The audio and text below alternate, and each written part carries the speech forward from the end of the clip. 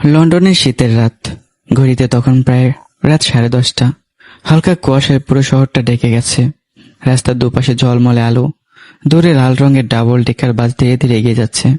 ঠান্ডা বাতাসে নিঃশ্বাস ছাড়তেই সাদা ধোঁয়া বেরোচ্ছে। আর আমি আমার 4জন বন্ধু মিলে টেমস নদীর ধারে দাঁড়িয়ে আছি। সবার হাতে জ্বলন্ত সিগারেট। শুধু দোয়াগুলো আকাশে মিলিয়ে যাচ্ছে, কিন্তু বুকের ভেতরের কষ্টগুলো কোথাও মিলিয়ে যাচ্ছে না। রবিন একটু দীর্ঘ টান দিয়ে বলল, দোস্ত, আর কত? আজ 8 বছর হয়ে গেল। একবার দেশে গিয়ে ঘুরে আয়। আমি মুচকি সে সিগারেটের ধোঁয়াটা আকাশের দিকে ছেড়ে দিলাম। যে দেশে আমার সম্মান নেই, সেখানে ফিরে গিয়ে কি করব? আরেক বন্ধু নাইম আমার কাঁধে হাত রাখলো। তুই এখন আর আগের রাহেন না। আজ তুই লন্ডনের পরিচিত একজন বিজনেসম্যান।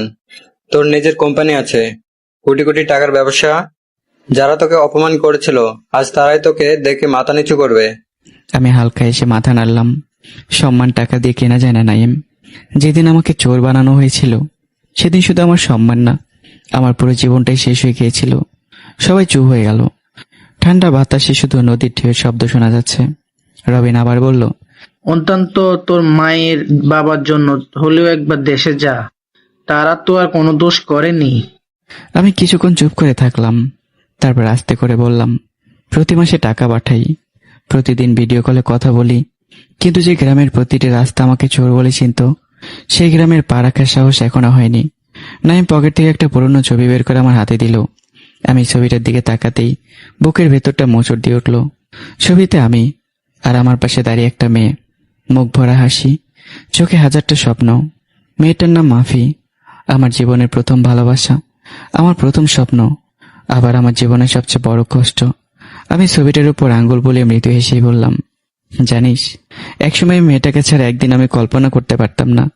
আর আজ 8 বছর হয়ে গেল, তার খবরও জানি না। রবিন আস্তে করে বলল, এখনো কি ভালোবাসিস?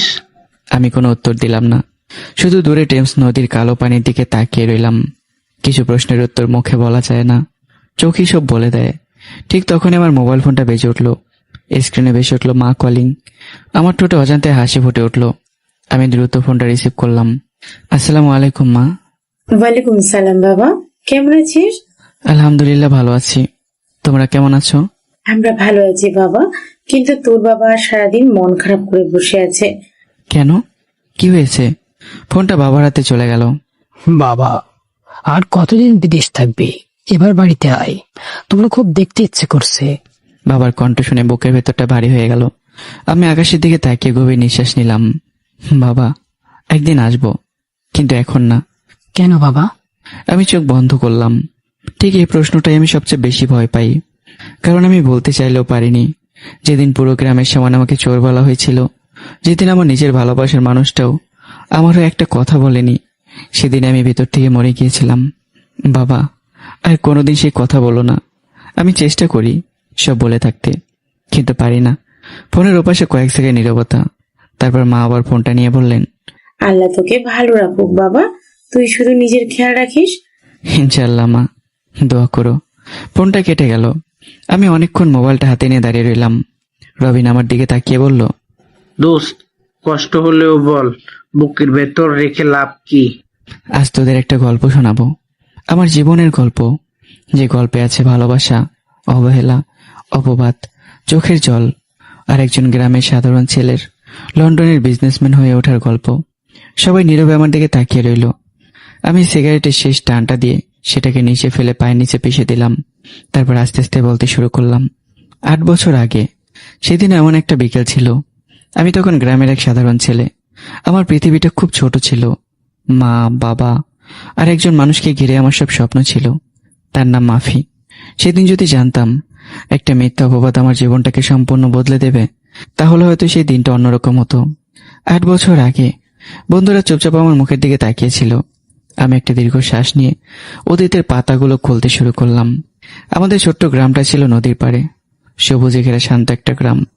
ভোর হলে পাখির ডাকে ঘুম ভাঙত, দূরে মসজিদের আজান ভেসে আসতো। আমাদের বাড়িটা ছিল খুব সাধারণ, টিনের ছাউনি, সামনে ছোট্ট একটা উঠান। উঠানের এক পাশে আম গাছ, আর অন্য এক পাশে মায়ের লাগানো শিউলি ফুলের গাছ। আমরা গরিব ছিলাম, কিন্তু সুখী ছিলাম। বাবা দিন মজুরের কাজ করতেন। যেদিন কাজ থাকতো সেদিন বাজারে মাছ আসতো, আর যেদিন কাজ থাকতো না সেদিন আলু ভর্তা ডাল ভাত দিয়ে হাসি মুখে খেয়ে নিতাম। মা সবসময় বলতেন, মানুষ গরিব হলে লজ্জা নেই বাবা, চরিত্র গরিব হলে লজ্জা। আমি মায়ের কথাগুলো বুকের মধ্যে লুকিয়ে রাখতাম। সকালে ঘুম থেকে উঠে আমি বাবার সঙ্গে মাঠে চলে যেতাম, বাবাকে কাজে সাহায্য করতাম। তারপর বাড়ি ফিরে গোসল করে কলেজে যেতাম। কলেজে যাওয়ার সবচেয়ে বড় কারণ ছিল পড়াশোনা নয়, একজন মানুষ, মাফি। প্রথম যেদিন ওকে দেখেছিলাম মনে হয়েছিল পৃথিবীর সবচেয়ে সুন্দর হাসিটা আল্লাহ ওকে দিয়েছেন। ও হাসলে মনে হতো সব কষ্ট যেন মুহূর্তেই দূর হয়ে যায়। কিন্তু আমি কোনোদিন ওকে আমার মনের কথা বলতে পারিনি, কারণ আমি ছিলাম গরিব আর মাফির পরিবার ছিল গ্রামের সবচেয়ে সম্মানিত পরিবারগুলোর একটি। তবু আমাদের বন্ধুত্ব ছিল খুব গভীর। একদিন সকালে কলেজে যাচ্ছি, হঠাৎ পেছন থেকে কেউ ডাক দিল। এই রায়হান। করে তাকাতেই দেখি হালকা নীল রঙের ওড়না পরে দাঁড়িয়ে আছে, মুখে সে চিরচেনা হাসি। আমি হেসে বললাম, এত দেরি হলো কেন? তোমার জন্যই অপেক্ষা করছিলাম, একসাথে কলেজে যাব। আমার বুকের ভেতরটা কেমন যেন করে উঠলো। আমি হেসে ফেললাম, আমি তো ভেবেছিলাম তুমি চলে গেছো। তোমাকে রেখে যাব? এত খারাপ নাকি আমি? না, তুমি খুব ভালো। মাফি হেসে মাথা নিচু করলো। আমরা দুজন পাশাপাশি হাঁটতে লাগলাম। রাস্তার দুপাশে ধানের ক্ষেত, বাতাসে হালকা ধান গাছ দুলছে। হঠাৎ মাফি বলল, একটা কথা বলবো? বলো। তুমি সবসময় এত চুপচাপ থাকো কেন? সবাই সব কথা বলতে পারে না, কিছু কথা শুধু মনে রাখতে হয়। মাফি আমার দিকে তাকিয়ে বলল, তোমার মনটা খুব ভালো। আল্লাহ চাইলে তুমি একদিন অনেক বড় মানুষ হবে। গরিবের স্বপ্ন তো বড় হওয়া ঠিক না। মাফি সঙ্গে সঙ্গে থেমে গেল। তারপর আমার চোখের দিকে তাকিয়ে বলল, মনে রেখো, মানুষ বড় হয় টাকায় না, স্বপ্নে। আজ তুমি গরিব, একদিন হয়তো অনেক বড় হবে। কিন্তু একটা কথা দিও, কখনো যেন বদলে যেও না। যদি কোনোদিন বড় হতে পারি তাহলে প্রথম মিষ্টিটা তোমাকেই খাওয়াবো। কথা দিলে কিন্তু ভুলতে পারবে না। কোনোদিন না। সেদিন কলেজ থেকে ফেরার পথে আমরা নদীর ধারে কিছুক্ষণ বসেছিলাম। সূর্য ডুবে যাচ্ছিল, আকাশ লাল হয়ে গেছে। মাফি নদীর পানির দিকে তাকিয়ে বলল, রায়হান, যদি কোনোদিন তুমি অনেক দূরে চলে যাও, আমাকে ভুলে যাবে? আমি এক মুহূর্ত দেরি না করে বললাম, নিজের নিঃশ্বাসকে কি ভুলতে পারে? মাফি কিছু বলল না, শুধু চুপচাপ হাসলো। কিন্তু সেই হাসির আড়ালে লুকিয়েছিল অনেক না বলা অনুভূতি। বাড়ি ফিরে দেখি মা উঠানে বসে শাক কাটছেন। আমাকে দেখে বললেন, বাবা, আজ তোর জন্য একটা সুখবর আছে। কি খবর?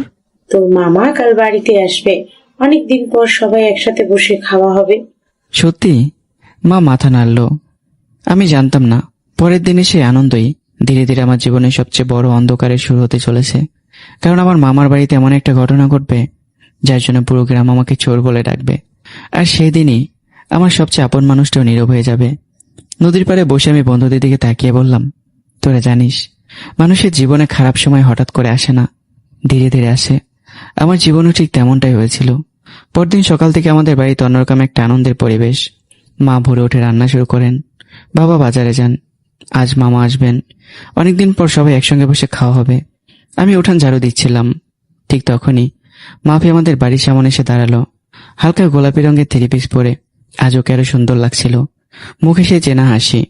এই রায়হান, আজ কলেজে যাবা না? আজ ছুটি নিয়েছি, মামা আসবে তাই বাড়িতেই থাকবো। মাফি মুচকে এসে বলল, তাই নাকি? ঠিক আছে, তাহলে বিকেলে নদীর ঘাটে আসবে, তোমার সঙ্গে জরুরি কথা আছে। কি কথা? মাফি দুষ্টুমি করে বলল, এখন বলবো না, বিকেলে বলবো। ঠিক আছে, আসবো। মাফি চলে গেল।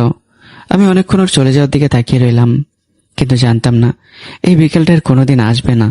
দুপুরের দিকে মামা এলেন, সঙ্গে মামিও, আর তাদের একমাত্র মেয়ে তানিয়া। তানিয়া শহরে পড়াশোনা করে, গ্রামে খুব কমই আসে। এসে সবাইকে সালাম করলো, তারপর আমাকে দেখে এসে বলল, কেমন আছো ভাইয়া? ভালো আছি, তুমি?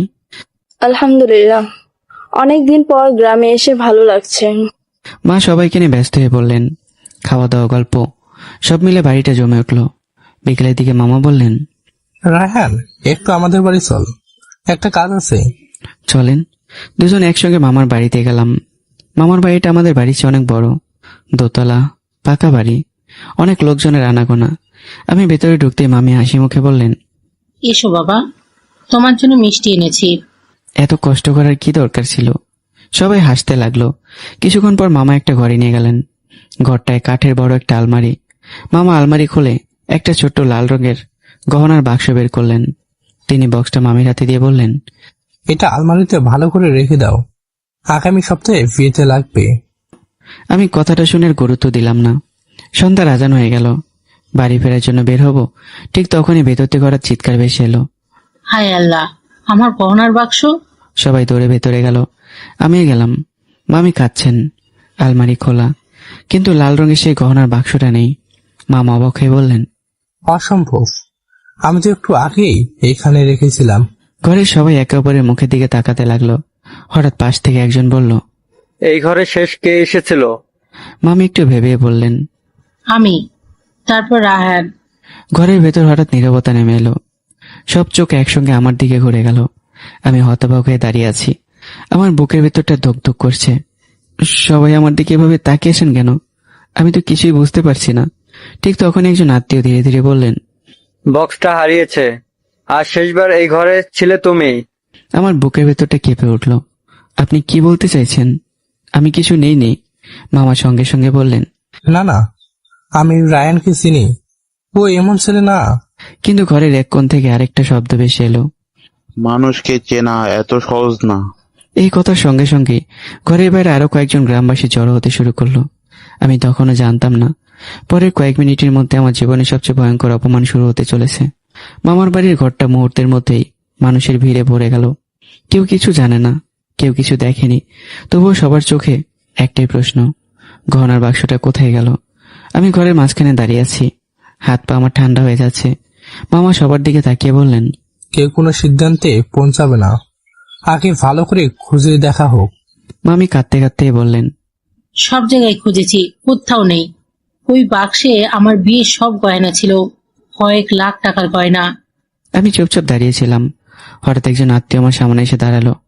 রায়হান, তুমি যদি নিয়ে থাকো তাহলে চুপচাপ ফেরত দিয়ে দাও, আমরা কাউকে কিছু বলবো না। আমি অবাক হয়ে তার দিকে তাকালাম। আপনি আমাকে সন্দেহ করছেন? সন্দেহ করছি না, কিন্তু শেষবার এই ঘরে তুমিই ছিলে। আমি কোনো গহনা নেইনি, আল্লাহর কসম। ঠিক তখনই বাইরে থেকে আরো কয়েকজন গ্রামবাসী ভেতরে ঢুকলো। কে একজন ফিসফাস করে বলল, শুনেছি গহনা চুরি হয়েছে আর সন্দেহ করা হয়েছে রায়হানকে। কথাটা আগুনের মতো ছড়িয়ে পড়ল।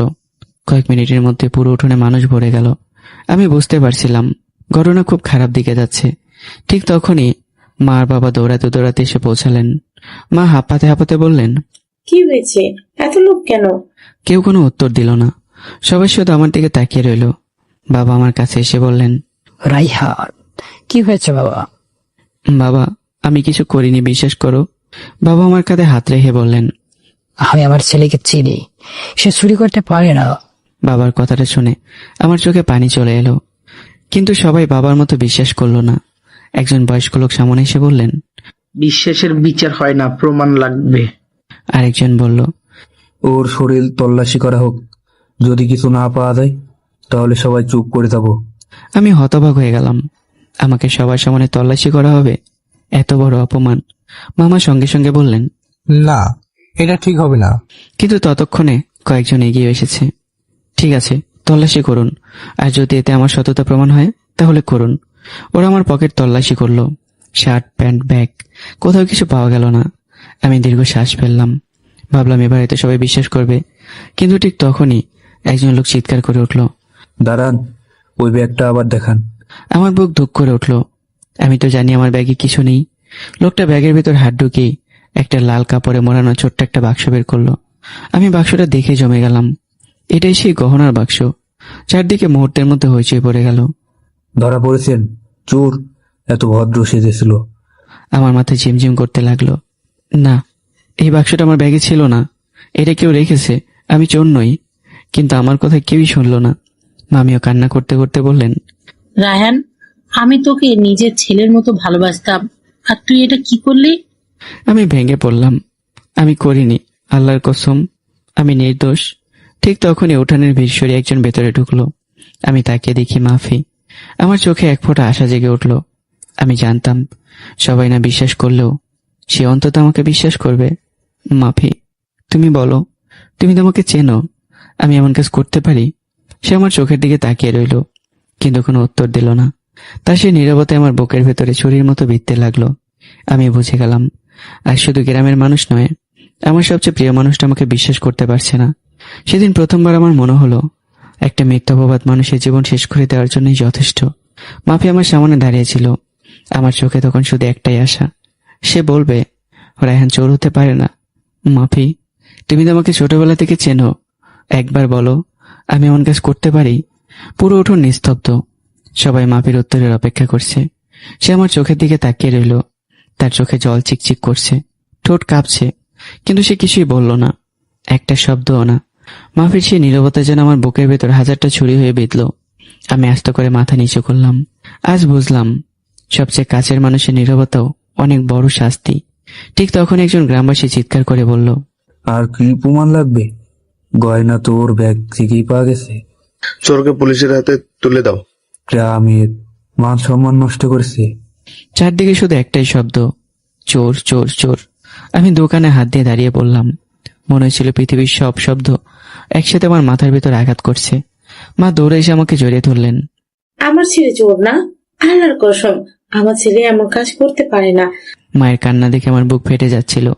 বাবা সবার সামনে হাত জোর করেই বললেন, আপনারা আমার ছেলেকে একটু বিশ্বাস করুন, ও যদি দোষী হয় আমি নিজেই শাস্তি দেব, কিন্তু প্রমাণ ছাড়া ওকে অপমান করবেন না। একজন লোক ঠোঁট বাঁকিয়ে বলল, প্রমাণ তো আপনার সামনেই।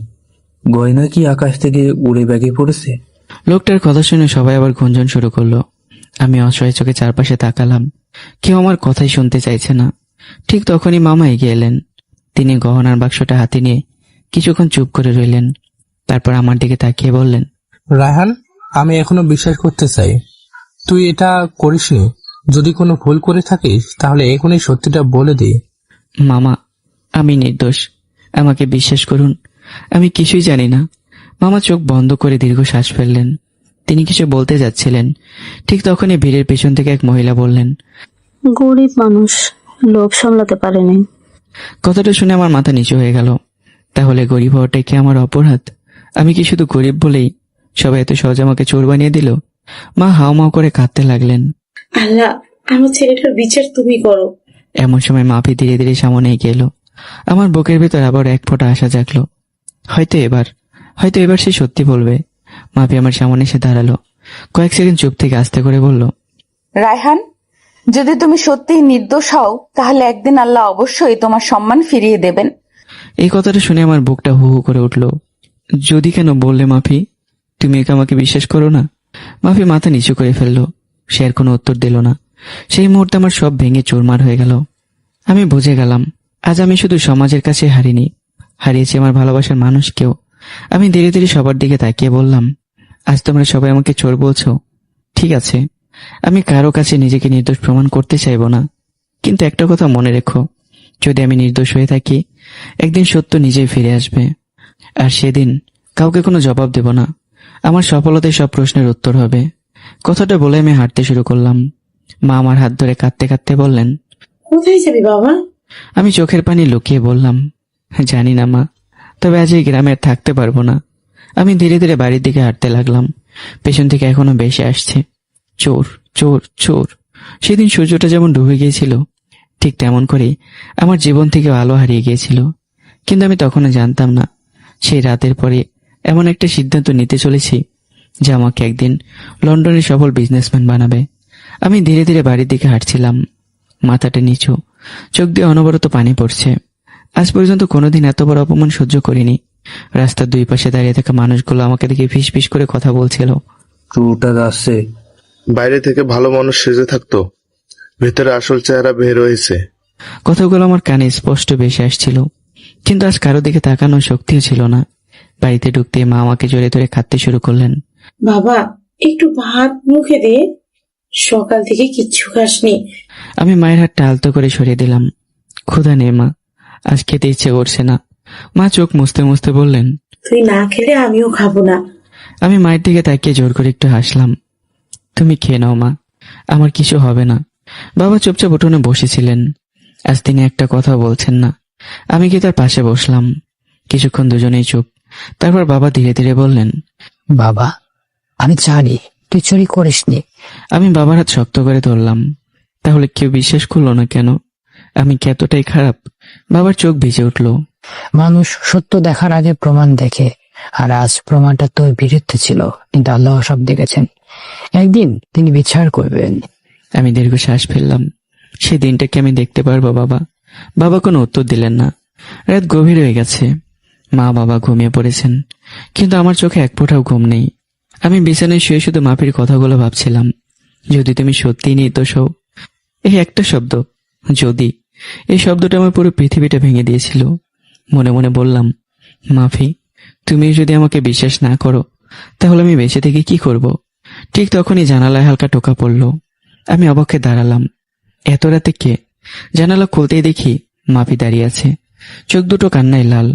আমি কিছুক্ষণ ওর দিকে তাকিয়ে রইলাম। এত রাতে কেন এসেছ? মাফি মাথা নিচু করে বলল, তোমার সঙ্গে একটু কথা ছিল। আমি বাইরে বেরিয়ে এলাম। চারদিকে নিস্তব্ধ, দূরে শুধু ঝিঝি পোকার ডাক। কিছুক্ষণ কেউ কোনো কথা বললাম না। তারপর মাফি কাঁপা গলায় বলল, তুমি কি সত্যি কিছু করোনি? এই প্রশ্নটা শুনে আমার বুকটা যেন ছিঁড়ে গেল। তুমি এখন আমাকে বিশ্বাস করতে পারোনি? মাফি চোখ দিয়ে পানি গড়িয়ে পড়ল। আমি কি বিশ্বাস করব বুঝতে পারছি না। সবাই বলছে তুমি চোর, আবার আমার মন বলছে তুমি এমন না। যখন পুরো গ্রামের সামনে আমার পাশে দাঁড়ানোর দরকার ছিল, তখন তুমি চুপ ছিলে। আজ আর কিছু বলো না। মাফি কান্না করতে করতেই বলল, আমি ভয় পেয়ে গেছিলাম, আমি কিছু বুঝিনি, ক্ষমা করে দিও। আমি চোখের পানি লুকিয়ে বললাম, কিছু কিছু নীরবতা ক্ষমার অযোগ্য হয় মাফি। আজ আমি শুধু সমাজকে হারাইনি, তোমাকেও হারিয়েছি। মাফি কাঁদতে কাঁদতেই বলল, তুমি কোথাও চলে যেও না, সব ঠিক হয়ে যাবে। আমি আকাশের দিকে তাকিয়ে মৃদু হেসে বললাম, না, এখানে আর থাকা সম্ভব না। এই গ্রামের প্রতিটা মানুষ এখন আমাকে চোর বলে ডাকে। প্রতিটা রাস্তা, প্রতিটা মুখ আমাকে সে অপমানের কথা মনে করিয়ে দেবে। আমি আর পারবো না। মাফি ভয় পেয়ে বলল, তুমি কি করতে চাচ্ছ? আমি ধীরে ধীরে উত্তর দিলাম, আমি এই গ্রাম ছেড়ে চলে যাব, অনেক দূরে, যেখানে কেউ আমাকে চোর বলে চিনবে না, যেখানে নতুন করে নিজের পরিচয় গড়তে পারবো। মাফি হঠাৎ আমার হাত শক্ত করে ধরে ফেললো। প্লিজ যেও না, আমি তোমাকে হারাতে চাই না। আলতো করে ওর হাতটা ছাড়িয়ে দিলাম। আজ আমাকে ধরে রাখার অধিকার তুমি হারিয়ে ফেলেছ। কথাটা শুনে মাফি ভেঙে পড়ল। আর আমি পেছনেও তাকালাম না, কারণ আমি জানতাম যদি একবার পেছনে তাকাই তাহলে হয়তো আর চলে যেতে পারবো না। সেই রাতে আমি একটা সিদ্ধান্ত নিলাম, আমি দেশ ছেড়ে চলে যাব, নিজেকে এমন জায়গায় নিয়ে যাব যেখান থেকে একদিন মাথা উঁচু করে ফিরতে পারবো। আর তখন আমার পরিচয় হবে না চোর, আমার পরিচয় হবে একজন সফল মানুষ। সারা রাত আমার চোখে এক ফোঁটাও ঘুম আসেনি। মাফির কান্না ভেজা মুখটা বারবার চোখের সামনে বেশি উঠেছিল, কিন্তু তার থেকে বেশি কষ্ট দিচ্ছিল একটাই কথা, যদি তুমি নির্দোষ হও, যদি তুমি সত্যিই নির্দোষ হও। আমি বিছানাতে করে জানালার পাশে গিয়ে দাঁড়ালাম। পূর্ব আকাশে ফজরের আলো ফুটতে শুরু করেছে, পাখিরা ডাকছে। এই গ্রামে কত সুন্দর একটা সকাল, কিন্তু আজ সেই সকালটা আমার কাছে বিষের মতো লাগছে। মনে মনে বললাম, আজ হয়তো এই গ্রামের শেষ সূর্যোদয় দেখছি। ফজরের নামাজ পড়ে আমি একটা ছোট্ট ব্যাগ গুছিয়ে নিলাম, 2 জোড়া কাপড়, কয়েকটা বই আর মাফির তো একটা পুরনো কলম। কলমটা হাতে নিয়ে কিছুক্ষণ চুপ করে রইলাম। একদিন সে বলেছিল, এই কলম দিয়ে একদিন অনেক বড় মানুষের মতো সই করবে। আমি তিক্ত হেসে কলমটা ব্যাগে রেখে দিলাম। মা ঘুম থেকে উঠে আমাকে ব্যাগ গোছাতে দেখে অবাক হয়ে গেলেন। বাবা, ব্যাগ গুছেছিস কেন? আমি মাথা নিচু করে বললাম, মা, আমি চলে যাচ্ছি। মা যেন এই কথাটা বিশ্বাস করতে পারলেন না। কোথায় যাবি? জানি না, যেদিকে চোখ যায়, কিন্তু এই গ্রামে আর না। মা আমার হাত ধরে কাঁদতে শুরু করলেন। না বাবা, তুই চলে গেলে আমি বাঁচবো কিভাবে? মানুষ আজ বলছে, কাল ভুলে যাবে, তুই কোথাও যাস না। আমি মায়ের চোখের পানি মুছে দিয়ে বললাম, মানুষ ভুলে যাবে, কিন্তু আমি পারবো না মা। প্রতিদিন এই গ্রামের মানুষ আমাকে চোর বলবে, আমি বেঁচে থেকেও মরে যাব। ঠিক তখনই বাবা ঘর থেকে বেরিয়ে এলেন। সব কথা তিনি শুনে ফেলেছেন। তিনি ধীরে ধীরে আমার কাছে এসে বললেন, যদি সত্যি যেতে চাস আমি তোকে আটকাবো না, তবে একটা কথা মনে রাখিস, যেখানে থাকিস কখনো অসৎ পথে যাস না। মানুষ তোর কাছ থেকে সম্মান কেড়ে নিতে পারে, কিন্তু সততা কেড়ে নিতে পারে না। আমি বাবার পা জড়িয়ে ধরে কাঁদতে লাগলাম। আমাকে ক্ষমা করে দিও বাবা, আমি তোমাদের ছেড়ে যেতে চাই না, কিন্তু এখানে থাকতেও পারছি না। বাবা আমাকে বুকে জড়িয়ে ধরলেন। জীবনে প্রথমবার আমি বাবাকে কাঁদতে দেখলাম। সকালে নাস্তা কেউ খেতে পারলো না। মা বারবার বলছিল, অন্তত আরেকটা দিন থেকে যা। আমি শুধু মাথা নাড়লাম, কারণ আমি জানতাম আরেকদিন থাকলে হয়তো কোনোদিনও যেতেই পারবো না। বাড়ি থেকে বেরোয়ার সময় মা আমার হাতে একটা ছোট কাপড়ের পুটলি দিলেন। এখানে কিছু টাকা আছে, বেশি না, কিন্তু পথ চলতে কাজে লাগবে। আমি পুটলিটা খুলে দেখলাম মাত্র 3,000 টাকা। আমি জানতাম এটাই মা বাবার সব সঞ্চয়। আমার চোখ ভিজে গেল। মা, এটা আমি নিতে পারবো না, তোমাদের লাগবে এটা। মা জোর করে টাকাটা আমার হাতে গুঁজে দিলেন। তুই না নিলে আমার বুক আরো বেশি কাঁদবে। নে বাবা, আল্লাহ তোকে রক্ষা করবে। আমি নিজেকে সামলাতে পারলাম না, মাকে শক্ত করে জড়িয়ে ধরে কেঁদে ফেললাম। বাড়ি থেকে বেরিয়ে বাস স্ট্যান্ডের দিকে হাঁটছি, হঠাৎ পেছন থেকে কেউ ডাকলো, রায়হান। আমি থেমে গেলাম। ধীরে ধীরে পেছনে ফিরে তাকালাম। মাফি দৌড়াতে দৌড়াতে আমার সামনে এসে দাঁড়ালো। তার চোখ দুটো ফুলে গেছে, মনে হচ্ছে সারা রাত সে কেঁদেছে। সে হাঁপাতে হাঁপাতে বলল, তুমি সত্যিই চলে যাচ্ছ? হ্যাঁ।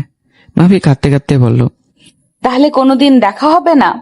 আমি কিছুক্ষণ চুপ করে থেকে বললাম, আল্লাহ চাইলে হবে, তবে সেদিন আমি আর আজকে রায়হান থাকবো না। মাফি কাপা হাতে একটা ছোট ডায়েরি আমার দিকে বাড়িয়ে দিল। এটা রাখো, যখন খুব কষ্ট হবে তখন খুলে পড়বে। আমি ডায়েরিটা হাতে নিলাম, কিন্তু খুললাম না, শুধু ব্যাগে রেখে দিলাম। দূরে বাসের হর্ন শোনা গেল, বাস এসে গেছে। আমি শেষবারের মতো মা বাবা আর মাফির দিকে তাকালাম, তারপর ধীরে ধীরে বাসে উঠে পড়লাম। বাসটাও চলতে শুরু করলো। জানালার কাছ দিয়ে দেখলাম মা অঝরে কাঁদছেন, বাবা মাথা নিচু করে দাঁড়িয়ে আছেন, আর মাফি দুহাত দিয়ে মুখ ঢেকে কাঁদছে। আমি চোখ বন্ধ করে মনে মনে একটা প্রতিজ্ঞা করলাম, যেদিন ফিরবো সেদিন আর কেউ আমাকে চোর বলবে না, সেদিন সবাই আমার পরিচয় জানবে। আমি রায়হান, একজন সফল মানুষ। কিন্তু আমি তখনও জানতাম না আমার সামনে অপেক্ষা করছে আর বড় সংগ্রাম। কারণ ঢাকা পৌঁছানোর পরে এমন একজন মানুষের সঙ্গে আমার দেখা হবে যিনি আমার পুরো জীবনটা বদলে দেবেন। বাসটা ধীরে ধীরে গ্রামের সীমানা পেরিয়ে এগিয়ে যাচ্ছিল। আমি জানালার পাশে বসে আছি, চোখের পানি মুছে ফেলেছি। কারণ একটা জিনিস আমি বুঝে গিয়েছিলাম, যে মানুষ কাঁদতে কাঁদতে সামনে এগোয় সে কখনো সফল হতে পারে না।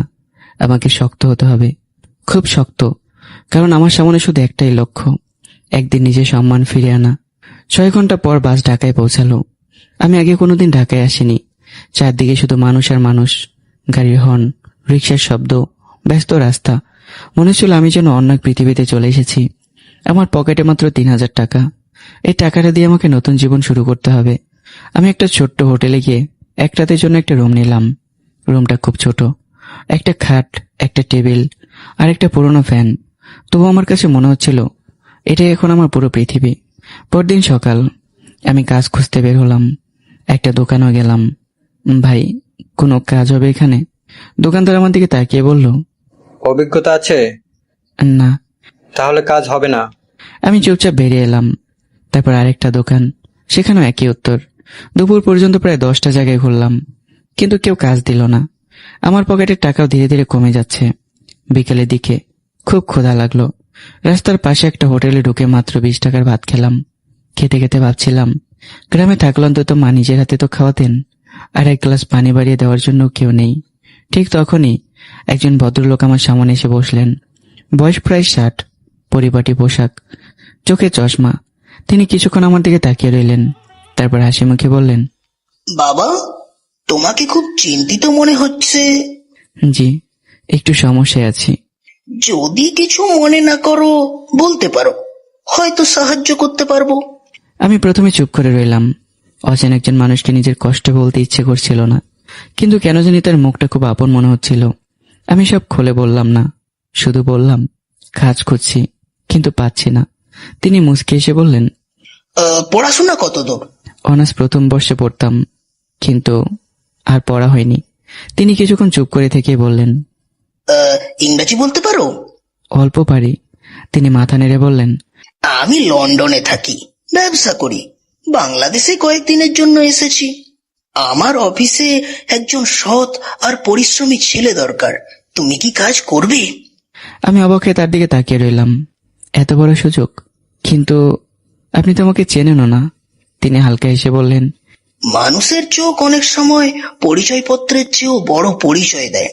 তোমার চোখে আমি সততা দেখেছি। কথাটা শুনে আমার বুকটা কেঁপে উঠল। কতদিন পর কেউ আমাকে সৎ বলল। আমার চোখ ভিজে উঠল। আমি নিচু গলায় বললাম, সবাই আমাকে চোর বলেছে, আপনি কেন বিশ্বাস করলেন? ভদ্রলোক গভীরভাবে আমার দিকে তাকিয়ে বললেন, কারণ আমি নিজেও একদিন মিথ্যা অপবাদের শিকার হয়েছিলাম। তোমার কষ্টটা আমি বুঝি। আমি নিজেকে সামলাতে পারলাম না। আমার চোখ থেকে টপ টপ করে পানি গড়িয়ে পড়তে লাগলো। ভদ্রলোক টেবিলের উপর একটা ভিজিটিং কার্ড রেখে বললেন, কাল সকাল 10টায় এই ঠিকানায় চলে এসো। পাসপোর্ট থাকলে নিয়ে আসবে, কেমন? আমি কার্ডটা হাতে নিয়ে অবাক হয়ে পড়লাম।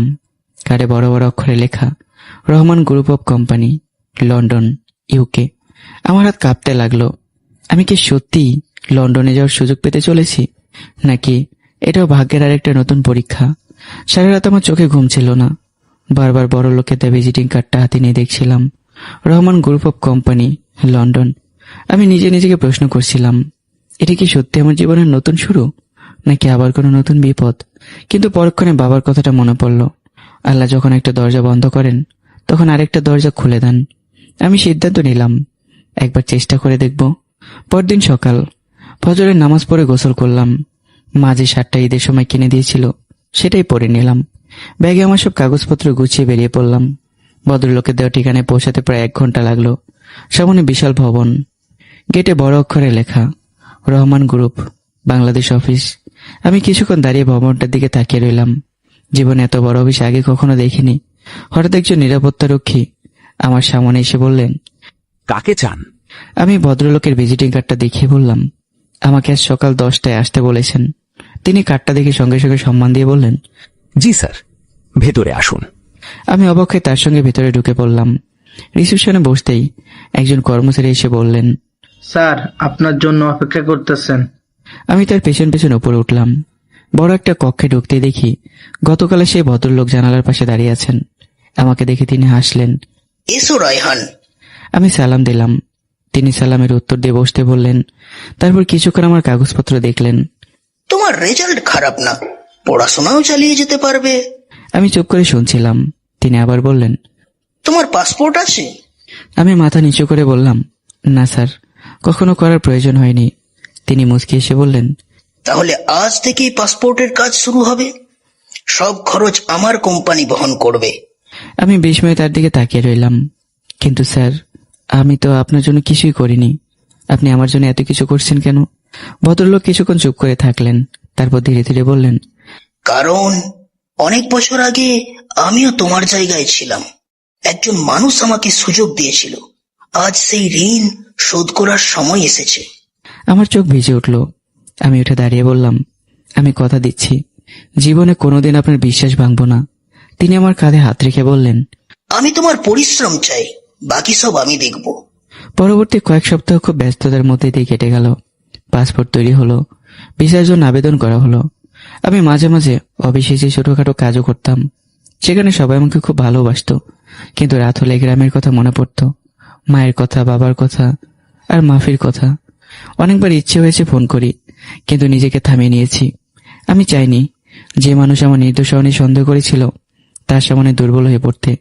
একদিন বিকেল অফিসের কাজ করছি, হঠাৎ ভদ্রলোক আমাকে নিজের কক্ষে ডাকলেন। আমি ভেতরে ঢুকতেই তিনি একটা খাম আমার হাতে দিলেন। খুলে দেখো। আমি খাম খুলতে হাত কেঁপে উঠল। ভেতরে একটা বিমান টিকিট, গন্তব্য ঢাকা থেকে লন্ডন, আর একটা কাগজ, ওয়ার্ক পারমিট। আমি অবিশ্বাসের চোখে তার দিকে তাকালাম। স্যার, এটা কি সত্যি? তিনি এসে বললেন, অভিনন্দন রায়হান, আগামী শুক্রবার তুমি আমার সঙ্গে লন্ডন যাচ্ছ। আমি নিজেকে সামলাতে পারলাম না।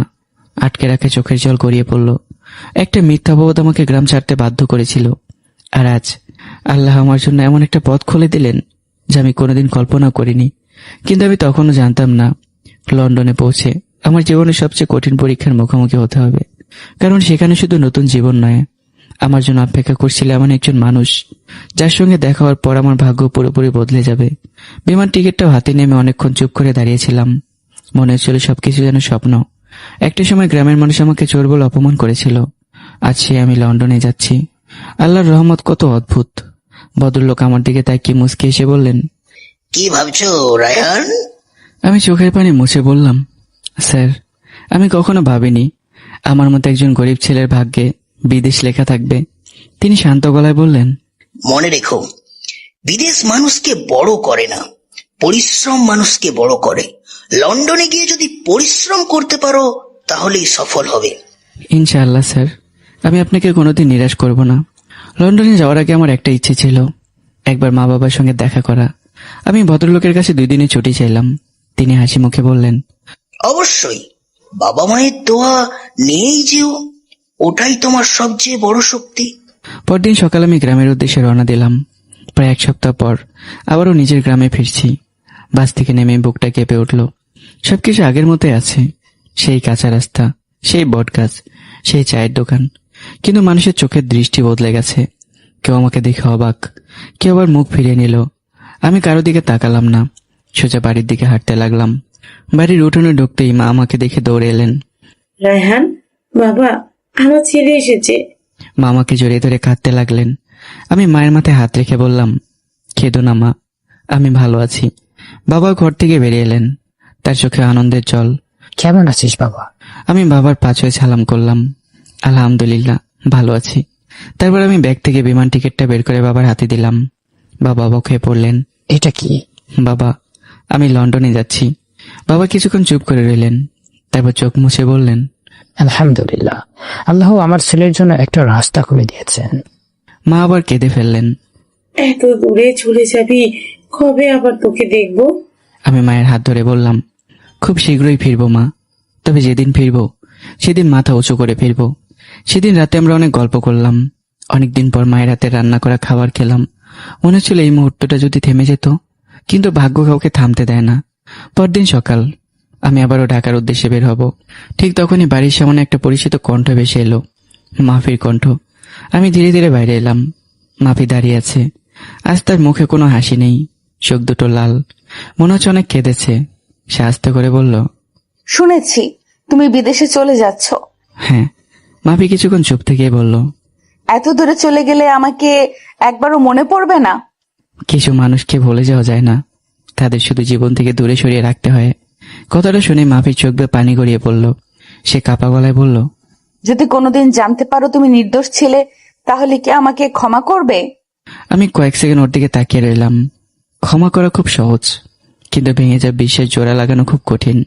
আমার কথায় মাফিয়া নিজেকে সামলাতে পারল না। সে মুখ ঢেকে কাঁদতে লাগলো। আমি আর দাঁড়ালাম না, কারণ আমি জানতাম আজ যদি আরো 1 মিনিট দাঁড়াই তাহলে হয়তো আমার পক্ষে চলে যাওয়া অসম্ভব হয়ে যাবে। আমি ধীরে ধীরে হাঁটতে শুরু করলাম। পেছন থেকে শুধু মাফির কান্নার শব্দ ভেসে আসছিল। সেই কান্না বুকের ভিতর তীব্র ব্যথা তৈরি করলেও আমি আর ফিরে তাকাইনি।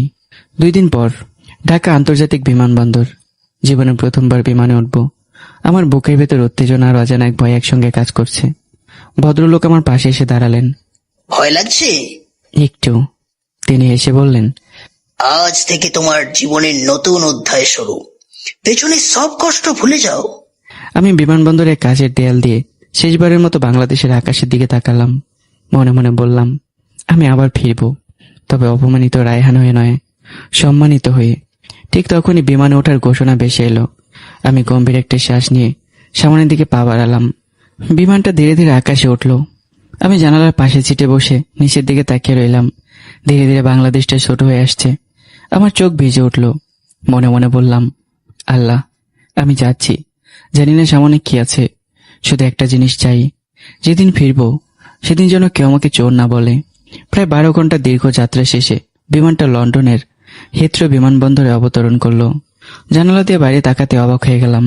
চারদিকে বিশাল বিশাল ভবন, শৃঙ্খলাবদ্ধ যানবাহন, ঠান্ডা আবহাওয়া, সবকিছু যেন সিনেমার দৃশ্য। বিমান থেকে নামতেই হিমশীতল বাতাস শরীরে লাগলো। আমি অনিচ্ছাকৃতভাবে কেঁপে উঠলাম। কেমন লাগছে? মনে হচ্ছে আমি অন্য এক পৃথিবীতে চলে এসেছি। তিনি হেসে বললেন, এটাই এখন তোমার নতুন পৃথিবী। চলো, অনেক কাজ বাকি। ইমিগ্রেশনের সব আনুষ্ঠানিকতা শেষ করে আমরা বাইরে এলাম। একটা কালো রঙের গাড়ি আমাদের জন্য অপেক্ষা করছিল। ড্রাইভার সম্মান দিয়ে দরজা খুলে দিল। আমি অবাক হয়ে সবকিছু দেখছিলাম। গাড়ি শহরের ভিতর দিয়ে গিয়ে চলল। রাস্তার দুপাশে সারি সারি আলোকিত ভবন, লাল ডাবল ডেকার বাস, টেমস নদীর উপর সেতু। সবকিছু এত সুন্দর যে চোখ সরাতে পারছিলাম না। কিন্তু এই সৌন্দর্যের মাঝেও আমার বুকের ভেতরে একটা শূন্যতা ছিল। মায়ের কথা মনে পড়ছিল, বাবার কথা মনে পড়ছিল, আর মাফির সে কান্না ভেজা মুখটা। প্রায় 40 মিনিট পর আমরা একটা বিশাল ভবনের সামনে পৌঁছালাম।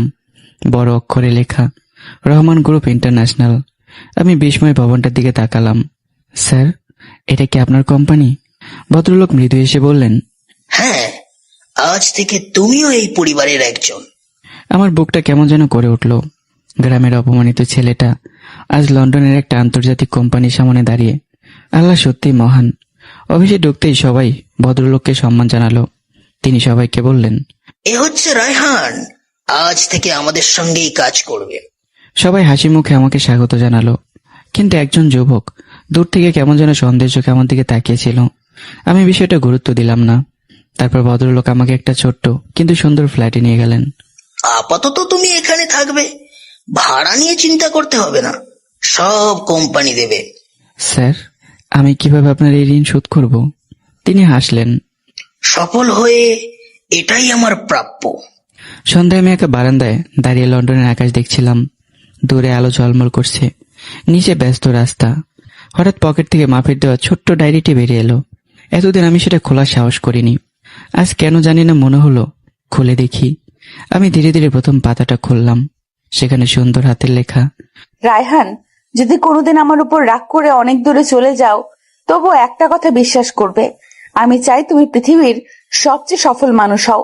আর যদি কোনোদিন আমি তোমাকে ভুল বুঝে থাকি, তাহলে আল্লাহর কাছে দোয়া করি তিনি যেন আমাকে সেই ভুলের শাস্তি দেন। লেখাগুলো পড়ে আমার চোখ ঝাপসা হয়ে গেল। আমি ডায়েরিটা বুকে চেপে ফিসফিস করে বললাম, যদি সেদিন এই কথাগুলো বলতে, তাহলে হয়তো আমি দেশ ছেড়ে চলে আসতাম না। ঠিক তখন আমার ফোন বেজে উঠল। স্ক্রিনে ভেসে উঠল, স্যার। আমি দ্রুত ফোন ধরলাম। জি স্যার। ওপাশ থেকে ভদ্রলোকের কণ্ঠ ভেসে এলো, রায়হান, আগামীকাল সকাল 8টায় অফিসে চলে এসো, তোমার জীবনের প্রথম বড় দায়িত্বটা দিতে চাই। আমি আত্মবিশ্বাসের সঙ্গে বললাম, ইনশাআল্লাহ স্যার, আমি সময় মতো পৌঁছে যাব। ফোনটা কেটে গেল। লন্ডনে আমার দ্বিতীয় সকাল। ঘড়িতে তখন সকাল 7টা। আমি অনেক আগেই ঘুম থেকে উঠে নামাজ পড়ে নিয়েছি। জানালার পাশে দাঁড়িয়ে বাইরে তাকিয়ে আছি। ঝিরিঝিরি বৃষ্টি পড়ছে। ঠান্ডা বাতাসে পুরো শহরটা আরো সুন্দর লাগছে। কিন্তু আজ আমার বুকের ভিতর অন্যরকম একটা উত্তেজনা।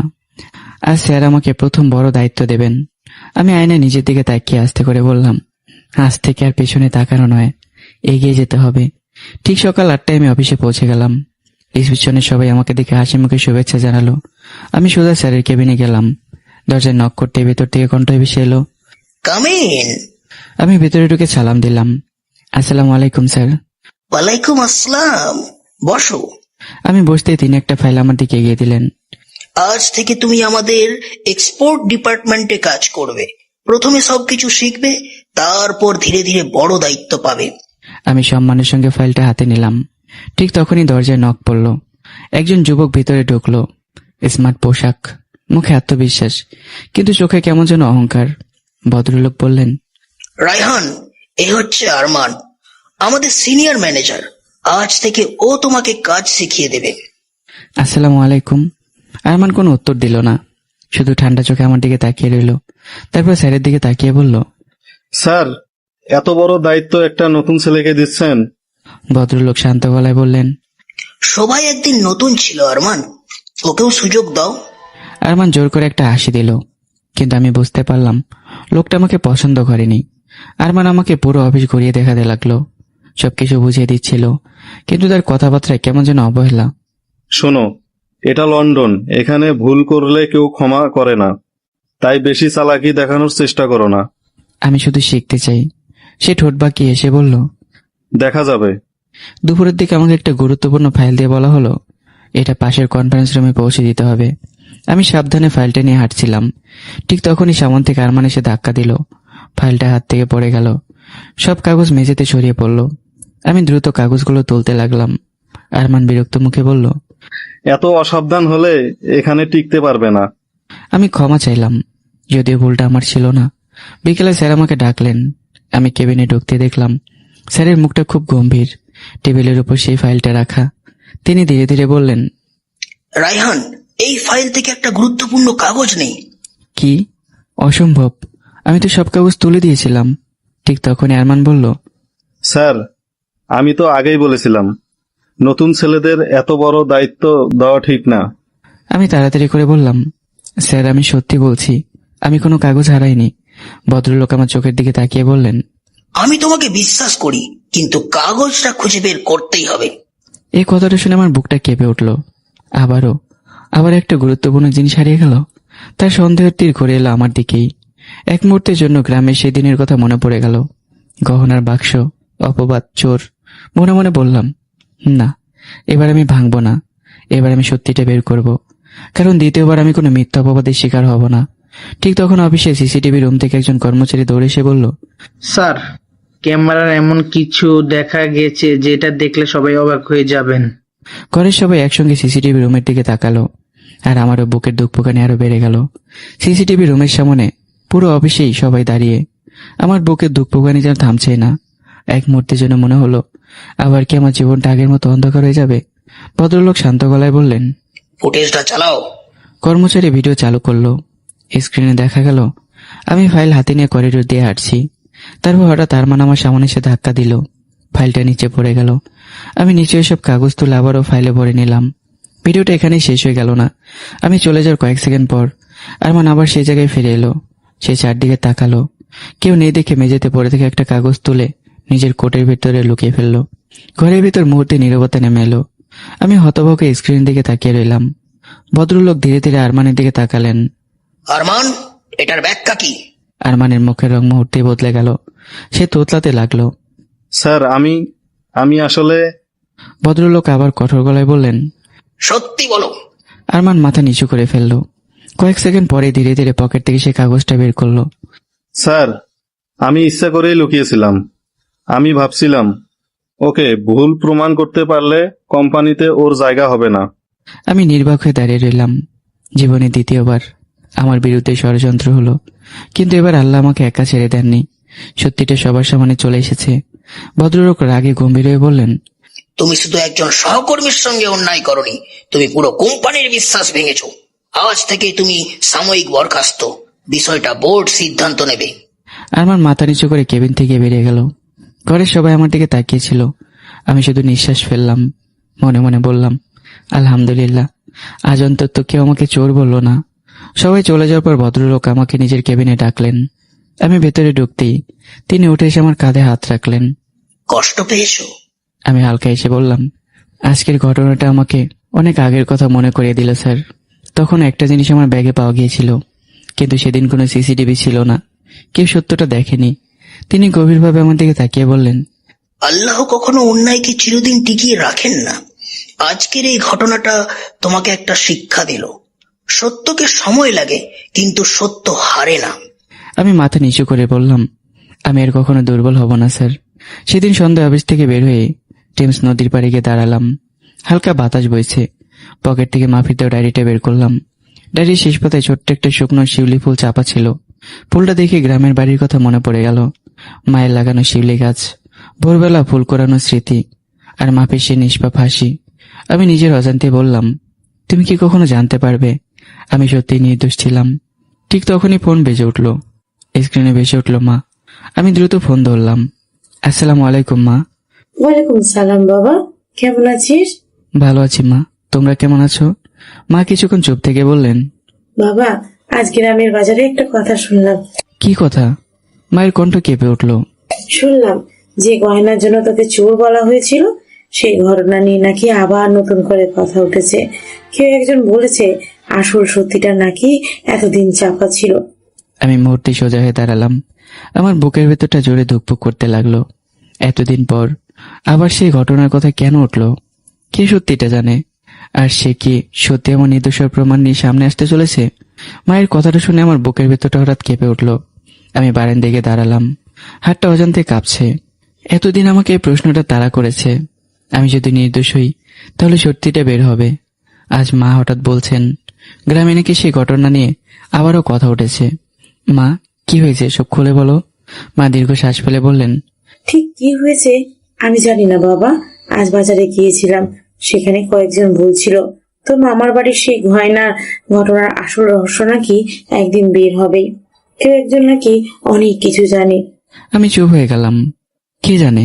সেটা কেউ বলেনি। তুই চিন্তা করিস না, আল্লাহ আছেন, তিনি একদিন সব ঠিক করে দিবেন। ইনশাআল্লাহ মা। ফোনটা কেটে গেল। আমি অনেকক্ষণ চুপচাপ দাঁড়িয়ে রইলাম। আজ প্রথমবার মনে হলো আল্লাহ হয়তো আমার দোয়া শুনতে শুরু করেছেন। পরদিন সকাল অফিসে পৌঁছাতে সবাই আমাকে অভিনন্দন জানাতে লাগলো। গতকালের ঘটনার পর আমার প্রতি সবার সম্মান আরো বেড়ে গেছে। একজন কর্মচারী হাসতে হাসতে বললেন, আমরা জানতাম আপনি এমন মানুষ নন।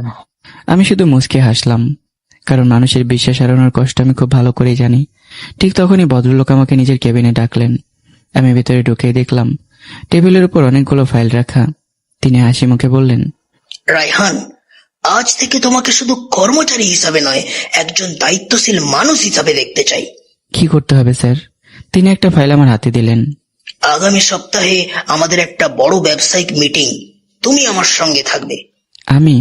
হ্যাঁ, আমি দেখতে চাই চাপের মধ্যে কিভাবে তুমি সিদ্ধান্ত নাও। আমি আত্মবিশ্বাস নিয়ে বললাম, স্যার আমি চেষ্টা করব, সর্বোচ্চ চেষ্টা করব। তিনি মুচকি এসে বললেন, আমি জানি। সেদিন দুপুর অফিসের ক্যান্টিনে একা বসে খাচ্ছিলাম। হঠাৎ একজন মেয়ে এসে আমার সামনে দাঁড়ালো। বয়স 25-26 হবে, মুখে ভদ্র হাসি। আমি কি এখানে বসতে পারি? অবশ্যই। আমি সারা, ফাইন্যান্স ডিপার্টমেন্টে কাজ করি। আপনি নতুন এসেছেন তাই না? জি, আমি রায়হান। সারা এসে বলল, গতকাল ঘটনা, আপনার সাহস দেখে আমি অবাক হয়েছি। অন্য কেউ হলে ভেঙে পড়তো। ভাঙার সময় অনেক আগেই শেষ হয়ে গেছে, এখন শুধু নিজেকে গড়ার সময়।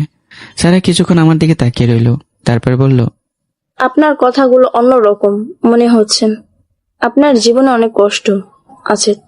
কিছু গল্প বললে মানুষ বিশ্বাস করে না, তাই চুপ থাকাই ভালো। সারা আর কিছু বলল না, শুধু সম্মানের দৃষ্টিতে আমার দিকে তাকিয়ে রইল। সন্ধ্যা অফিস থেকে বেরোয়ার সময় ভদ্রলোক আবারও আমাকে ডাকলেন। তিনি জানালার পাশে তাকিয়েছিলেন। আমি ভেতরে ঢুকতেই বললেন, রায়হান, আজ তোমার জন্য আরেকটা সুখবর আছে। কি স্যার? তিনি টেবিল থেকে একটা খাম তুলে আমার দিকে দিলেন। খাম খুলতেই দেখলাম আমার প্রথম মাসের বেতন। আমি বিস্ময়ে স্থির হয়ে গেলাম। এত বড় অঙ্কের টাকা আমি কোনোদিন একসঙ্গে দেখিনি। আমার চোখ ভিজে উঠল। স্যার, আমি কি সত্যিই টাকার যোগ্য? ভদ্রলোক হেসে বললেন, এটা শুধু তোমার বেতন নয়, এটা তোমার পরিশ্রমের প্রথম সম্মান। আমি খামটা বুকের সঙ্গে চেপে ধরলাম। মনে মনে ভাবলাম, আজই মায়ের জন্য টাকা পাঠাবো, বাবার জন্য নতুন একটা পাঞ্জাবি কিনবো, আর মাফির জন্য। এই প্রশ্নটা মাথায় আসতে আমি থমকে গেলাম। না, যে সম্পর্ক ভেঙে গেছে সেটাকে মনে করে আর কষ্ট বাড়িয়ে লাভ নেই। ঠিক তখন আমার ফোনে একটা অচেনা নাম্বার থেকে কল এলো। আমি ফোন ধরতে ওপাশ থেকে একটা পরিচিত কণ্ঠ ভেসে এলো। রায়হান, আমি কি তোমার সঙ্গে একটু কথা বলতে পারি? কণ্ঠটা শুনে আমার বুকটা কেঁপে উঠল। এই কণ্ঠ আমি কোনোদিন বলতে পারবো না, এটা মাফির কণ্ঠ। কিন্তু সে আমার লন্ডনের খবর পেল কিভাবে?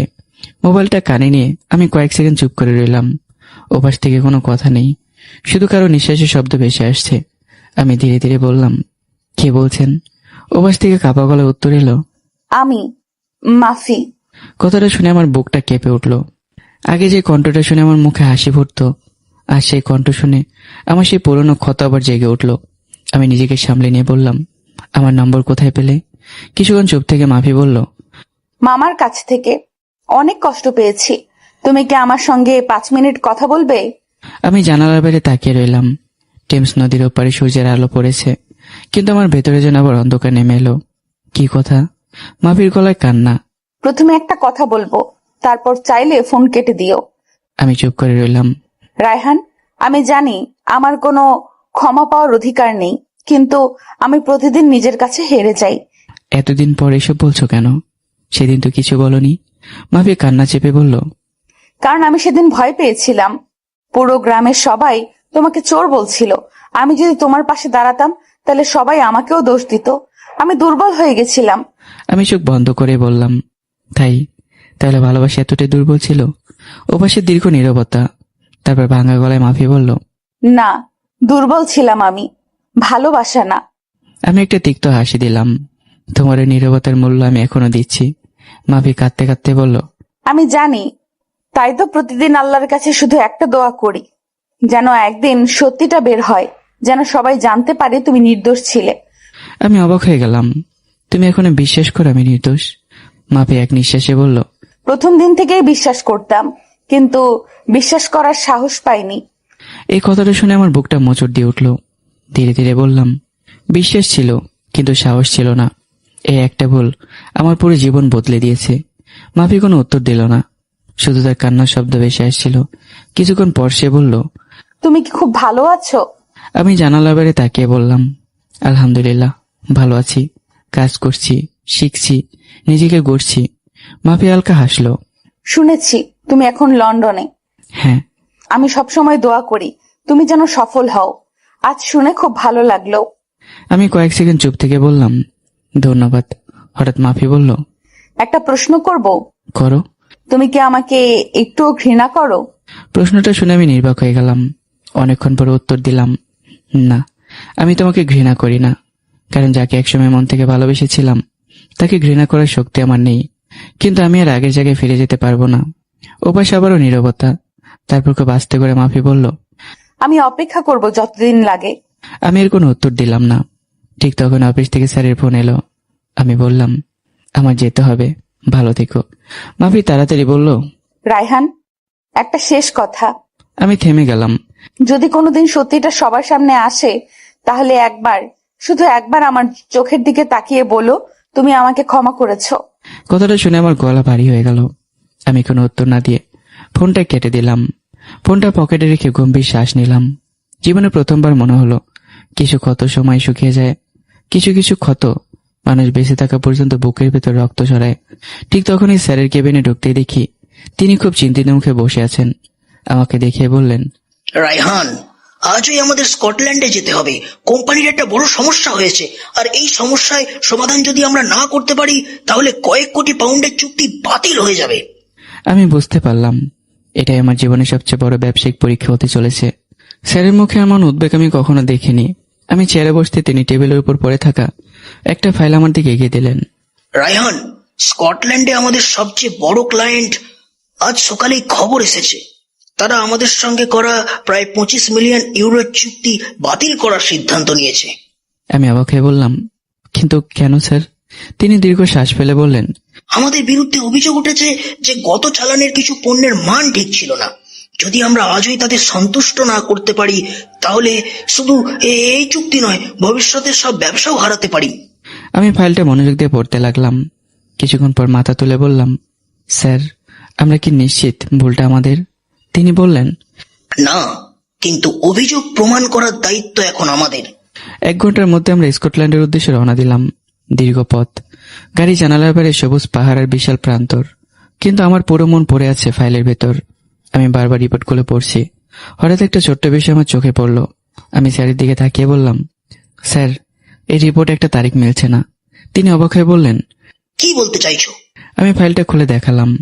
অভিযোগ করা হয়েছে যে পণ্যগুলো 12 তারিখে পরীক্ষা করা হয়েছে, কিন্তু আমাদের ডেলিভারি পৌঁছেছে তো 14 তারিখে। তাহলে 12 তারিখে তারা পরীক্ষা করলো কিভাবে? স্যার কয়েক সেকেন্ড চুপ করে রইলেন। তারপর তার চোখ বড় বড় হয়ে গেল। অসাধারণ, আমি এত বড় ভুলটা খেয়ালই করিনি। দুপুরে আমরা ক্লায়েন্টদের অফিসে পৌঁছালাম। সেখানে বড় একটা মিটিং বসেছে। সবাই খুব গম্ভীর। ক্লায়েন্টের প্রধান কর্মকর্তা কঠিন গলায় বললেন, আমরা আপনাদের সঙ্গে আর কাজ করতে চাই না।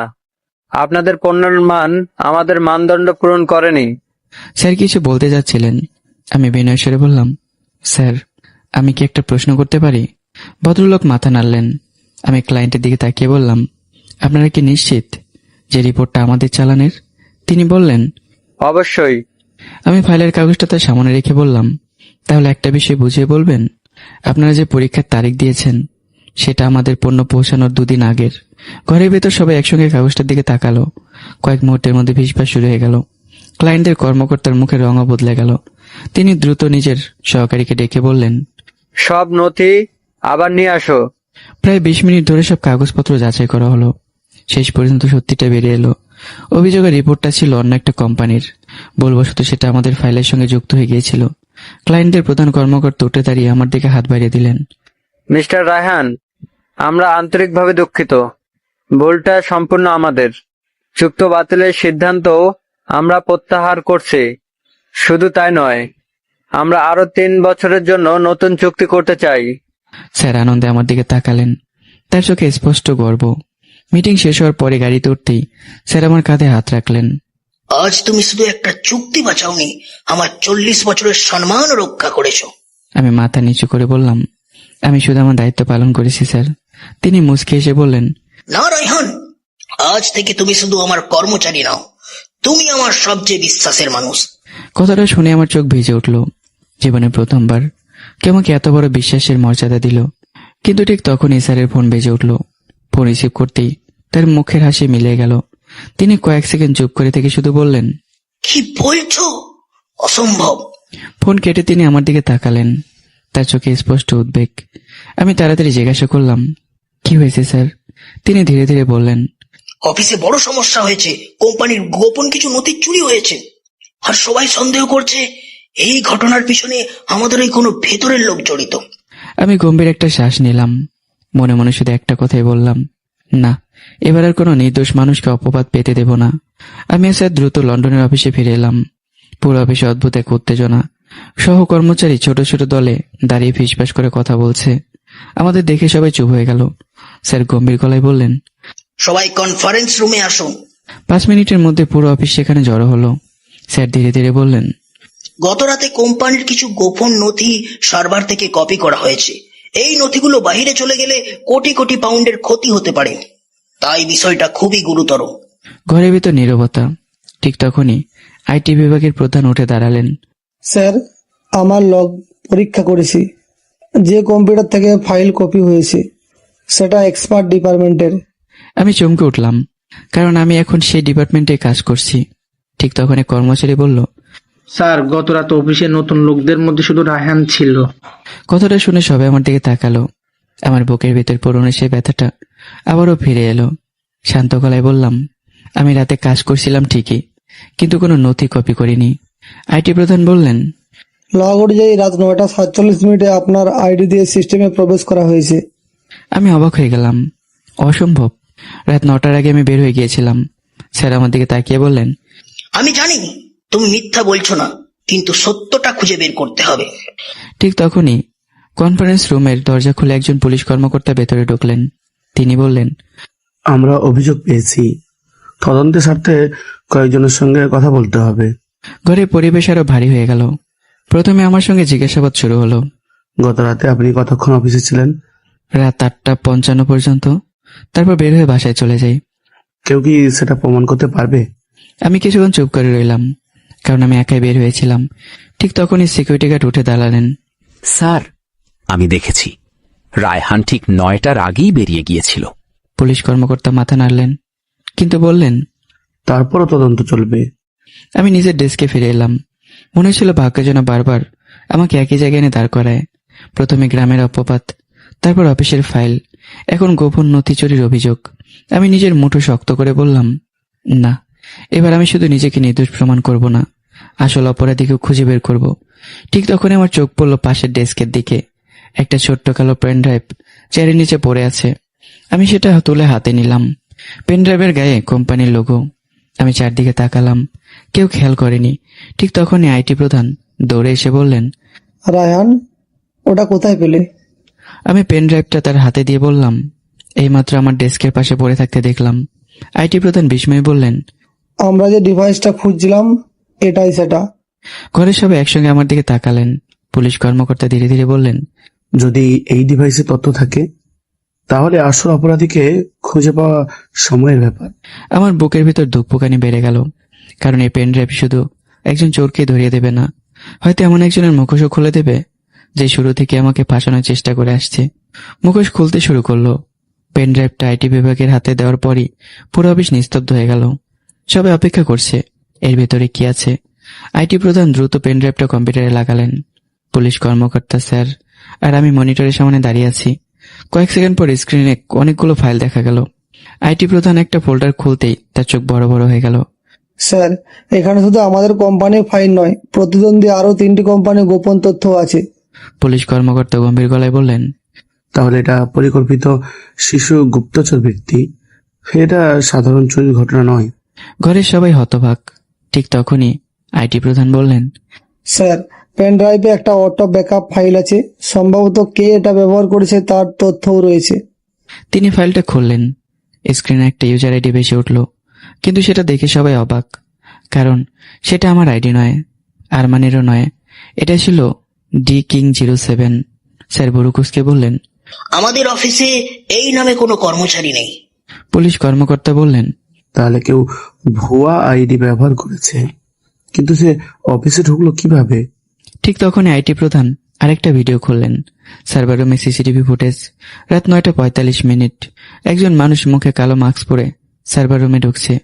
মুখ দেখা যাচ্ছে না, কিন্তু তার ডান হাতে একটা বড় কাটা দাগ স্পষ্ট দেখা যাচ্ছে। পুলিশ কর্মকর্তার সঙ্গে সঙ্গে ভিডিও থামালেন। এই দাগটাই আমাদের সবচেয়ে বড় সূত্র। অপরাধী যতই মুখ লুকাক। সন্ধ্যায় সবাই বাড়ি চলে গেল। আমার মাথায় শুধু একটাই চিন্তা, ডান হাতের কাটা দাগ। হঠাৎ আমার মনে পড়ল অফিসের এমন একজনকে আমি দেখেছি, কিন্তু কোথায়? অনেক চেষ্টা করে মনে করতে পারলাম না। রাতে বাসায় ফিরে ঘুম আসছিল না। আমি মাফির ডায়েরিটা খুলে বসেছিলাম। হঠাৎ ফোন বেজে উঠল। স্ক্রিনে স্যারের নাম। জি স্যার। ওপাশ থেকে উদ্বিগ্ন কণ্ঠ। রায়হান, তুমি কি এখনই অফিসে আসতে পারবে? আমি অবাক হয়ে বললাম, এখন? কি হয়েছে? তিনি বললেন, খুব জরুরি, আজ রাতেই সার্ভারে আবার কেউ ঢোকার চেষ্টা করছে। আমি আর কোনো প্রশ্ন করলাম না। 10 মিনিটের মধ্যে অফিসের উদ্দেশ্যে বের হয়ে গেলাম। অফিসে পৌঁছাতে দেখি পুলিশ পুরো ভবন ঘিরে রেখেছে। আইটি বিভাগ সার্ভার রুম ব্যস্ত। আমি ভেতরে ঢুকতে স্যার বললেন, ঠিক সময় এসেছো, আমরা মনে করেছি চোর আবার এসেছে। ঠিক তখনই পুরো ভবনের বিদ্যুৎ হঠাৎ নিভে গেল। চারদিকে অন্ধকার। কে একজন চিৎকার করে উঠল, সার্ভার রুমে কেউ দৌড়ে পালাচ্ছে। আমি এক মুহূর্ত দেরি করলাম না। অন্ধকার করিডোর ধরে সেই ছায়ামূর্তির পেছনে দৌড়াতে শুরু করলাম। লোকটা খুব দ্রুত দৌড়াচ্ছে। হঠাৎই জরুরি আলোগুলো জ্বলে উঠল। 1 সেকেন্ডের জন্য আমি লোকটা ডান হাতটা দেখতে পেলাম। আর ঠিক তখনই আমার চোখ পড়ল ডান হাতে সে একটা কাটা দাগ। আমি চিৎকার করে উঠলাম, থামো! কিন্তু লোকটা পেছনে জরুরি দরজা দিয়ে লাফ দিয়ে বাইরে পালিয়ে গেল। আমি দরজার কাছে পৌঁছি শুধু একটা জিনিস দেখতে পেলাম, মাটিতে পড়ে আছে একটা কোম্পানির পরিচয়পত্র। আমি পরিচয়পত্র তুলে হাতে নিতে বুকটা ধুক করে উঠল, কারণ এই আইডি কার্ডের ছবিটা আমি খুব ভালো করে চিনি। আর সেই মানুষটাকে দেখে আমি বিশ্বাসই করতে পারছিলাম না। আমি কাপা হাতে আইডি কার্ডটা তুলে নিলাম। জরুরি আলোর ক্ষীণ আলোয় ছবিটা স্পষ্ট দেখা যাচ্ছে। এক মুহূর্তের জন্য আমার নিঃশ্বাস বন্ধ হয়ে গেল, কারণ আইডি কার্ডটা ছিল ড্যানিয়েল ব্রাউনের, রহমান গ্রুপের আইটি সিকিউরিটির সুপারভাইজার। আমি অবিশ্বাসী চোখে কার্ডটার দিকে তাকিয়ে রইলাম। যে মানুষটা প্রতিদিন অফিসে নিরাপত্তা নিয়ে কথা বলতো, সেই মানুষটাই কি চোর? ঠিক তখনই স্যার আর পুলিশ কর্মকর্তা দৌড়ে এসে পৌঁছালেন। কিছু পেয়েছেন? আমি চুপচাপ আইডি কার্ডটা তার হাতে দিলাম। তিনি কার্ডটা দেখে বিস্মিত হয়ে বললেন, ড্যানিয়েল, এটা কিভাবে সম্ভব? স্যার অবাক হয়ে গেলেন। না, ড্যানিয়েল এই কোম্পানিতে 10 বছর ধরে কাজ করছে। আমি ওকে নিজের পরিবারের সদস্যের মতো বিশ্বাস করি। স্যার, আমি কাউকে দোষ দিচ্ছি না, কিন্তু লোকটার হাতে আইডি কার্ড ছিল, আর আমি তার ডান হাতে কাটা দাগও দেখেছি। পুলিশ কর্মকর্তার সঙ্গে সঙ্গে ওয়াকিটকিতে নির্দেশ দিলেন, পুরো ভবন সিল করে দিন, ড্যানিয়েল ব্রাউনকে খুঁজে বের করুন। কিন্তু 5 মিনিট পর খবর এলো ড্যানিয়েল অফিসে নেই, তার মোবাইল ফোনও বন্ধ। পুলিশ কর্মকর্তা গম্ভীর মুখে বললেন, সে পালিয়ে গেছে। এখন সন্দেহ আরো শক্ত হলো। পরদিন সকাল, অফিসে অস্বাভাবিক নীরবতা। সবাই ড্যানিয়েলকে নিয়ে আলোচনা করছে। ঠিক তখন আইটি প্রধান দৌড়ে এসে বললেন, স্যার, আমরা ড্যানিয়েলের কম্পিউটার পরীক্ষা করেছি, কিছু গুরুত্বপূর্ণ তথ্য পেয়েছি। সবাই দ্রুত আইটি রুমে গেলাম। কম্পিউটার স্ক্রিনে বেশ কয়েকটি এনক্রিপ্টেড ইমেল খোলা। আইটি প্রধান বললেন, এগুলো অন্য একটি প্রতিদ্বন্দ্বী কোম্পানিতে পাঠানো হয়েছে, বিনিময়ে বড় অঙ্কের টাকার প্রতিশ্রুতিও আছে। স্যার চেয়ারে বসে পড়লেন, তার মুখে গম্ভীর হতাশা। এত বছর আমি ভুল মানুষকে বিশ্বাস করেছি। আমি স্যারের দিকে তাকিয়ে বললাম, স্যার, এখন একটা প্রশ্নের উত্তর পাওয়া যায়নি। তিনি আমার দিকে তাকালেন। কোন প্রশ্ন? যদি ড্যানিয়েল এসব করে থাকে, তাহলে সে আমার আইডি ব্যবহার করলো কেন? ঘরে সবাই আবার চুপ হয়ে গেল। হ্যাঁ, এটাই সবচেয়ে বড় রহস্য। ঠিক তখনই আইটি প্রধান আবার বললেন, স্যার, আমার লোক আর একটা বিষয় খুঁজে পেয়েছি। ড্যানিয়েল রায়হানের আইডিতে লগ ইন করেনি, সে রায়হানের পাসওয়ার্ড ব্যবহার করেছে। আমি হতবাক হয়ে গেলাম, কিন্তু আমার পাসওয়ার্ড তো কেউ জানে না। আইটি প্রধান বললেন, কেউ না কেউ জেনেছিল, অথবা আপনার কাছ থেকে কোনোভাবে জেনে নিয়েছিল। আমি মাথা নিচু করে ভাবতে লাগলাম। হঠাৎ মনে পড়ল, কয়েক সপ্তাহ আগে আরমান একদিন আমার ডেস্কে বসেছিল।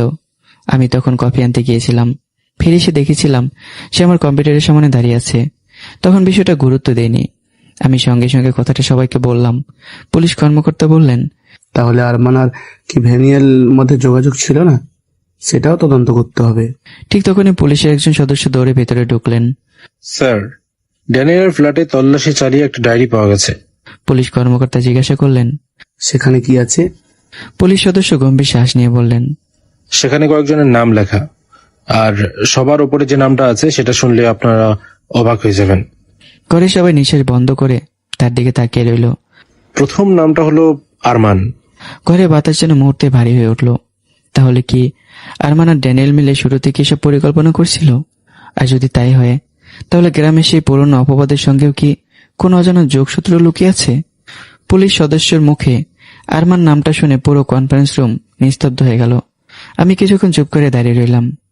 মনে হচ্ছিল ঘটনাগুলো ধীরে ধীরে এক সুতোয় গাঁথা শুরু করেছে। পুলিশ কর্মকর্তা ডায়েরিটা হাতে নিয়ে খুললেন। ভেতরে কয়েকটা তারিখ, কিছু ব্যাংক লেনদেনের হিসাব আর কয়েকজন মানুষের নাম। প্রথম নাম আরমান, দ্বিতীয় ড্যানিয়েল, আর নিচে লেখা, নতুন ছেলেটাকে ফাঁসাতে হবে, না হলে সব পরিকল্পনা শেষ হয়ে যাবে। এই লাইনটা পড়তেই স্যারের চোখ রাগে লাল হয়ে উঠল। তাহলে রায়হানকে শুরু করেই টার্গেট করা হয়েছিল? পুলিশ কর্মকর্তা মাথা নাড়লেন। এখন পর্যন্ত তাই মনে হচ্ছে। ঠিক তখনই আইটি প্রধান আবার বললেন, স্যার, আমরা আরেকটা তথ্য পেয়েছি। ড্যানিয়েলের ব্যক্তিগত অ্যাকাউন্টে গত 3 মাসে কয়েক লাখ পাউন্ড জমা হয়েছে, কিন্তু টাকাগুলো এসেছে ভিন্ন ভিন্ন কোম্পানির নামে। পুলিশ কর্মকর্তা বললেন, অর্থাৎ সে শুধু তথ্য চুরি করেনি, এটা একটা বড় চক্র। আমি চুপচাপ সব শুনছিলাম। হঠাৎ আমার মনে একটা প্রশ্ন এলো, স্যার, আরমানকে কি এখনো খুঁজে পাওয়া যায়নি? পুলিশ কর্মকর্তা উত্তর দিলেন, না, সেদিন তাকে বরখাস্ত করা হয়, সেদিন থেকেই সে লুকিয়ে আছে, কিন্তু আমরা তাকে খুঁজছি। 2 দিন পর আমি অফিসে কাজ করছি, ঠিক তখনই পুলিশের ফোন এলো। পুলিশ কর্মকর্তা উত্তেজিত কণ্ঠে বললেন, রায়হান, আমরা আরমানকে খুঁজে পেয়েছি। আমি চমকে উঠলাম। কোথায়? ম্যানচেস্টার একটা হোটেলে, আমরা তাকে গ্রেপ্তার করেছি। আমি দ্রুত স্যারের কেবিনে গেলাম। স্যার খবরটা শুনে বললেন, চলো আজ ওই থানায় যাব। থানার জিজ্ঞাসাবাদ কক্ষে আরমান বসে আছে। আগে সে অহংকারী চেহারাটা নেই, চোখ মুখ শুকিয়ে গেছে। আমাদের দেখে সে মাথা নিচু করে ফেলল। পুলিশ কর্মকর্তা বললেন, আরমান, সব প্রমাণ আমাদের হাতে, সত্যি বলাই তোমার জন্য ভালো। আরমান কয়েক মিনিট চুপ করে রইল, তারপর দীর্ঘ শ্বাস ফেলে বলল, হ্যাঁ, ড্যানিয়েলের সঙ্গে আমি কাজ করতাম। সে আমাকে টাকা দিত, আমি অফিসের ভিতরের তথ্য তাকে দিতাম। স্যার রাগে দাঁতে দাঁত চেপে বললেন, আর রায়হান, ওর ক্ষতি করতে গেলে কেন? আরমান আমার দিকে তাকালো, তার চোখে অনুশোচনা। কারণ স্যার, আপনাকে যতটা বিশ্বাস করতেন ততটা আমাকে কখনো করেনি। আমি ভেবেছিলাম আপনাকে সরিয়ে দিতে পারলে আবার সব ক্ষমতা আমার হাতে চলে আসবে। আমি শান্ত গলায় বললাম, একটা নির্দোষ মানুষকে ফাঁসিয়ে? আরমান মাথা নিচু করলো। আমি ভুল করেছি, অনেক বড় ভুল। ঠিক তখনই পুলিশ কর্মকর্তা আরেকটা প্রশ্ন করলেন, ড্যানিয়েল এখন কোথায়? আরমান কিছুক্ষণ চুপ থেকে বলল, আমি জানি না। শেষবারও বলেছিল দেশ ছেড়ে পালিয়ে যাব। ঘরের সবাই হতাশ হয়ে গেল, কারণ ড্যানিয়েল ধরা না পড়লে পুরো চক্রের রহস্য জানা যাবে না। সেখান থেকে বেরিয়ে আসার সময় আরমান হঠাৎ আমাকে ডাকলো, রায়হান, 1 মিনিট। আমি থেমে গেলাম। সে নিচু গলায় বলল, তোমাকে একটা কথা বলতে চাই। আমি কিছু না বলে দাঁড়িয়ে রইলাম। আমি শুধু অফিসের ঘটনাই জানি না, তোমার গ্রামের সেই পুরনো গয়নার ঘটনা নিয়েও কিছু শুনেছি। আমার বুকের ভিতরে দুঃখ করে উঠল। আমি তাড়াতাড়ি বললাম, কি শুনেছ? আরমান ধীরে ধীরে বলল, কয়েক মাস আগে ড্যানিয়েল একদিন বলেছিল বাংলাদেশে তার একজন পুরনো পরিচিতি আছে। সে নাকি একসময় একটা গয়না চুরির নাটক করে একজন ছেলেকে গ্রাম ছাড়া করেছিল।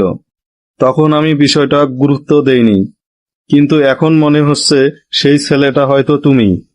আমি বিস্ময়ে স্থির হয়ে গেলাম। বাংলাদেশে সেই ঘটনার সঙ্গে ড্যানিয়েলের পরিচিত মানুষের সম্পর্ক? তাহলে কি সেই অপমানের পেছনে একটা বড় ষড়যন্ত্র লুকিয়ে আছে? আর যদি সত্যিই তাই হয়, তাহলে আসল অপরাধী এখনো ধরা পড়েনি। তো বন্ধুরা, কি মনে হয় গল্পটা কোন দিকে মোড় নিতে চলেছে? অবশ্যই একটা কমেন্ট করে জানাবেন। আর এর পরেই ইনশাল্লাহ একদিন পরেই পুরো গল্প একসাথে করে আপলোড করা হবে। তখন সবকিছু বিস্তারিত আলোচনা হবে আর সব অপরাধীর উন্মোচন হবে। তো আজ এই পর্যন্তই। সবাই ভালো থাকবেন, সুস্থ থাকবেন। দেখা হচ্ছে আবারও। টাটা।